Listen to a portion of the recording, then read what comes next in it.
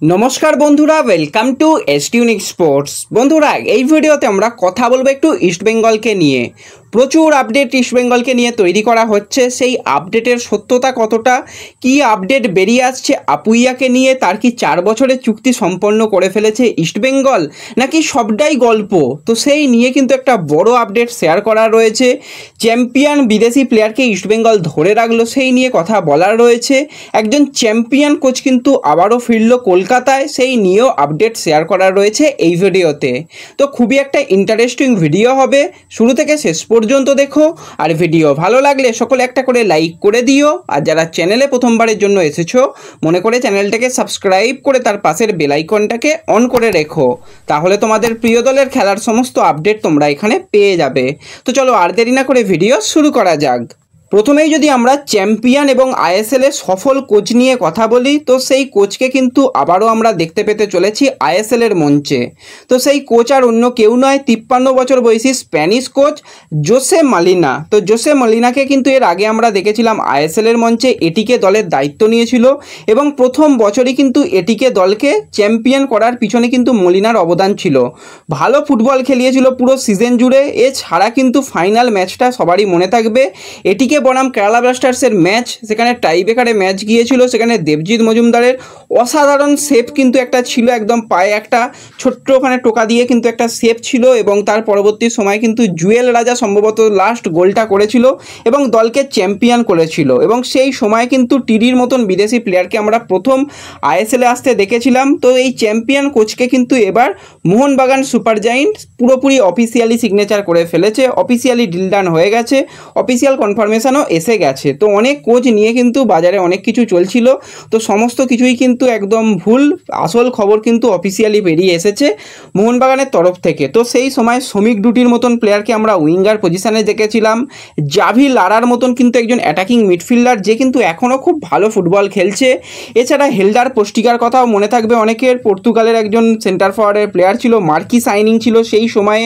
তো এছাড়াও কিন্তু ইন্ডিয়ান প্লেয়ারদের মধ্যেও কিন্তু বেশ কিছু প্লেয়ার দুর্দান্ত ফুটবল খেলতো তখন, বিদ্যানন্দ সিং, তারপরে বিকাশ জাইরু, এই সমস্ত প্লেয়াররা খুব ভালো খেলতো। বোরজা ফার্নান্ডেজ সেই সময় কিন্তু দলের ক্যাপ্টেন হিসাবে অসাধারণ খেলতো। প্রীতম, প্রবীর, তারাও কিন্তু ছিল। কিংসুক দেবনাথের মতন প্লেয়ার ছিল, এবং বিদেশিদের মধ্যে টিরিকে আমরা দেখেছিলাম। এছাড়া হেনরিক সেরেনো, সেও কিন্তু ফাইনাল ম্যাচে অসাধারণ ডিফেন্স তো করেই ছিল, তার সাথে সাথে হেডে গিয়ে গোল করাও কিন্তু দলকে ইকুইলাইজার এনে দেওয়ার গোলটাও কিন্তু হেনরিক সেরেনো করেছিল। একজন ডিফেন্সিভ মাইন্ডের কোচ, কিন্তু খুব ভালো ফুটবল খেলাতে পারে। লাস্ট কিন্তু স্পেনে টিডি হিসাবে যুক্ত ছিল ন্যাশনাল টিমের। তো বুঝতেই পারছো, একজন হাই প্রোফাইল কোচকে কিন্তু মোহনবাগান সুপার জায়েন্ট তারা অফিসিয়ালি সিগনেচার করে ফেলেছে। তো পরের সিজনে কিন্তু আরও ভালোভাবে আইএসএল হবে, সেটা আমরা বুঝতেই পারছি। চ্যাম্পিয়ন কোচেরা কিন্তু সবাই মোটামুটি ব্যাক করেছে, তো সেক্ষেত্রে তো দুর্দান্ত পরের সিজনটাও আইএসএলে হবে, আমরা বুঝতে পারছি। তো এরপরে যদি আমরা সরাসরি এবার ইস্টবেঙ্গলকে নিয়ে কথা বলি, আর কোনো আপডেট নেই, ইস্টবেঙ্গলকে নিয়েই আপডেট দেবো। প্রথম যে আপডেটটা শেয়ার করে দেব, 27 বছর বয়সী স্প্যানিশ সেন্টার মিডফিল্ডারের প্লেয়ার সাউল ক্রেসপো।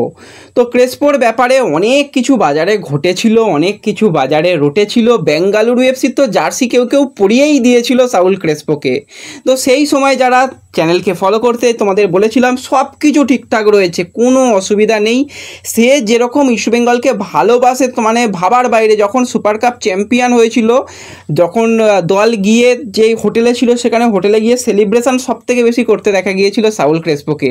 তার প্রাক্তন দলকে হারিয়ে চ্যাম্পিয়ন হয়েছে, সে যতটা খুশি হয়েছিল, ডার্বি ম্যাচে গোল করে একটা আলাদা রকম সেলিব্রেশন। সব সময় কিন্তু ক্রেসপোর কাছ থেকে আমরা দুর্দান্ত ফুটবল দেখেছিলাম। আর সেই সময় খিস্তি, গালাগালি, এমনকি আমাকে জেলে পর্যন্ত ঢুকিয়ে দেওয়া হবে, এরকম কিছু কমেন্টগুলো ছিল। সেই কমেন্টগুলো আর শেয়ার করলাম না, ডেভিডের সময় শেয়ার করেছিলাম, আর এগুলো আর শেয়ার করতে ভালো লাগছে না। তখনও বলেছিলাম যে 2 বছরের কন্ট্রাক্ট হয়ে গেছে, অফিসিয়াল কনফার্মেশন দেখে নিও। আজকে অফিসিয়ালিভাবে একদম চূড়ান্ত হয়ে গেছে, খুবই খুশি। আরও 2টো সিজন কিন্তু সাউল ক্রেসপোকে আমরা লাল হলুদ জার্সি গায়ে দেখতে পেতে চলেছি। তো এরপরে যে আপডেটটা দিয়ে দেব, কেউ নাকি বলেছে বা কারা নাকি বলেছে যে চুক্তি হয়ে গেছে আপুইয়ার। তো প্রথমেই আমি বলে দিচ্ছি, আমি ব্যক্তিগতভাবে কাউকে আক্রমণ করছি কেউ ভেবো না, অনেকেই আমার চ্যানেলকে ফলো করো, আমিও মোটামুটি সবাইকেই চিনি জানি ফলো করি, কেউ ব্যক্তিগতভাবে নিও না। যেটা আপডেট সেটা যদি সঠিক হয় তাহলে কিন্তু সবাই সেম আপডেট দেবে, যেটা আপডেট যদি সঠিক না হয় কিন্তু ওই কয়েকটা জায়গা থেকেই তারা একদম সঠিক আপডেট দেবে, বাকি সবাই বেঠিক। তো যাই হোক, সেসব বাদ রাখো, কোনো রকম কিছু ব্যাপার নয়। আপুইয়াকে নিয়ে কি ঘটনা ঘটছে, তার কি চুক্তি হয়ে গেছে, তাকে কি 3বার 4বার 5বার নতুন নতুন অফার পাঠানো হয়েছে? ব্যাপারগুলো কিন্তু একদমই কিছু নয়। তোমাদের প্রথম থেকে যেরকমটা বলেছিলাম, আপুইয়ার যেটা কন্ট্রাক্ট রয়েছে মুম্বাইয়ের সঙ্গে, তাকে যদি ট্রান্সফার ফি দিয়ে দেওয়া হয় আর আপুইয়া যদি নিজে রাজি থাকে, তাহলে মুম্বাইয়ের পক্ষে তাকে আটকে রাখাটা সম্ভব নয়। এরকমভাবেই কিন্তু তার এক্সিট ক্লজটা করে রাখা হয়েছে। এবং আমি তোমাদের বারবারই বলছিলাম, কোনো রকম বিশ্বস্ত জায়গা থেকে আপুইয়ার ব্যাপারে যে ডিল ডান এই ব্যাপারটা শুনতেই পাইনি, বা কথাবার্তা এগিয়েছে সেটাও শুনতে পাইনি। তো আজকে ইস্টবেঙ্গল হিস্ট্রি তারা কিন্তু মানে প্রচুর ইস্টবেঙ্গলকে নিয়ে খুঁটিনাটি আপডেট দেয়, একদম খুব ভালো আপডেট। তাদের মতন আপডেট খুব কম জায়গা থেকে আমরা পাই। তো সেই ইস্টবেঙ্গল হিস্ট্রি তারা কিন্তু একদম তাদের অফিসিয়ালি একটা আপডেট দিয়েছে, তোমাদের স্ক্রিনে দিয়ে দিলাম, তোমরা দেখে নিতে পারছো।